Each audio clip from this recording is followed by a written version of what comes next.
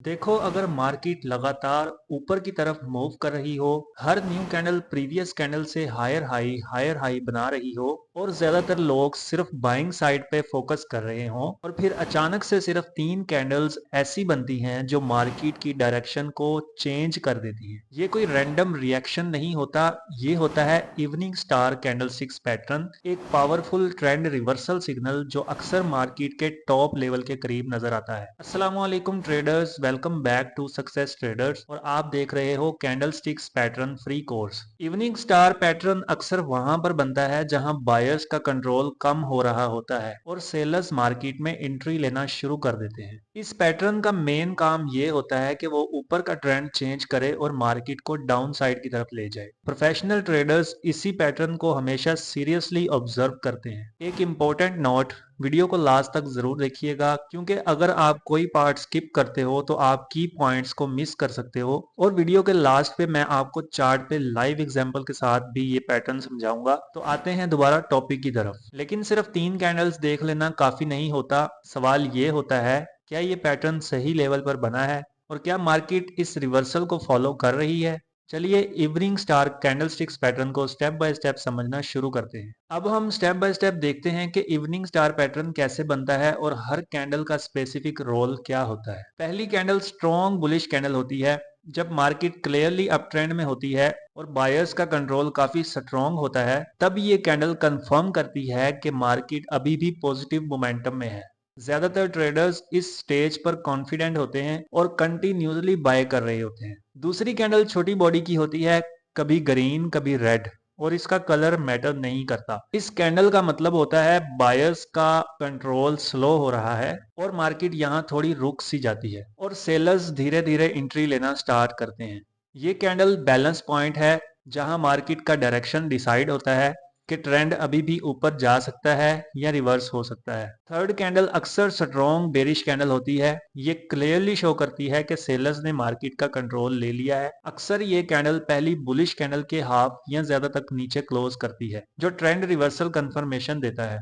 इन तीन कैंडल्स को देखकर समझ आता है कि बायर्स का मोमेंटम अब कम हो गया है और सेलर्स ने मार्केट का पूरा कंट्रोल ले लिया है और ट्रेंड रिवर्सल के चांसेस स्ट्रॉन्ग हो चुके हैं। याद रखें, हर इवनिंग स्टार काम नहीं करता। राइट लोकेशन और मार्केट का ट्रेंड चेक करना बहुत जरूरी होता है, जिसे अब हम समझना शुरू करते हैं। अब हम सबसे इम्पोर्टेंट चीज देखते हैं। इवनिंग स्टार पैटर्न तभी स्ट्रॉन्ग सिग्नल देता है जब वो सही लोकेशन पर बनता है। मार्केट पहले क्लियरली अप ट्रेंड में होनी चाहिए। अगर ट्रेंड साइडवेज या डाउन ट्रेंड में हो तो इवनिंग स्टार का सिग्नल वीक होता है। ये पैटर्न अक्सर रेजिस्टेंस जोन के करीब बनता हुआ दिखाई देता है, यानी जहां से पहले प्राइस ऊपर से नीचे रिवर्स हो चुकी हो या market multiple times top level को टच कर चुकी हो। अगर ये पैटर्न रैंडम जगह बनता है तो ये सिग्नल फेक हो सकता है और मार्केट मेकर्स बिगनर्स को फंसाने के लिए रैंडम जगह पे इस पैटर्न को बनाते हैं। इवनिंग स्टार तभी स्ट्रॉन्ग होता है जब हम कुछ एक्स्ट्रा चीजों को साथ में कंपेयर करते हैं, जैसे third candle strong bearish close दे और प्रीवियस रेजिस्टेंस मैच करे। कभी कभी वॉल्यूम स्पाइक या कोई इंडिकेटर जैसे आरएसआई या मैकडी ट्रेंड का चेंज कंफर्म करे। और अब हम पैटर्न के प्रैक्टिकल यूज समझेंगे, एंट्री, स्टॉप लॉस और टेक प्रॉफिट, ताकि आप रियल ट्रेड कॉन्फिडेंटली ले सकें। अब बात आती है सबसे इंपॉर्टेंट चीज की, इवनिंग स्टार पैटर्न पर ट्रेड कैसे लिया जाए।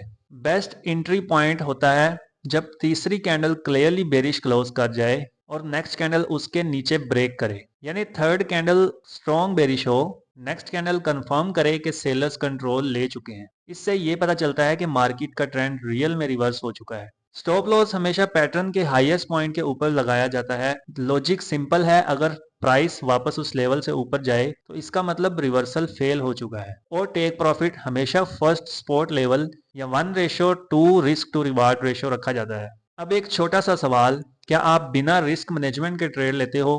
अगर हाँ, तो इवनिंग स्टार पैटर्न भी आपको सेव नहीं कर पाएगा। हमेशा याद रखें, पैटर्न सिर्फ एंट्री का आइडिया देता है, प्रॉफिट तब बनता है जब रिस्क मैनेजमेंट सही हो।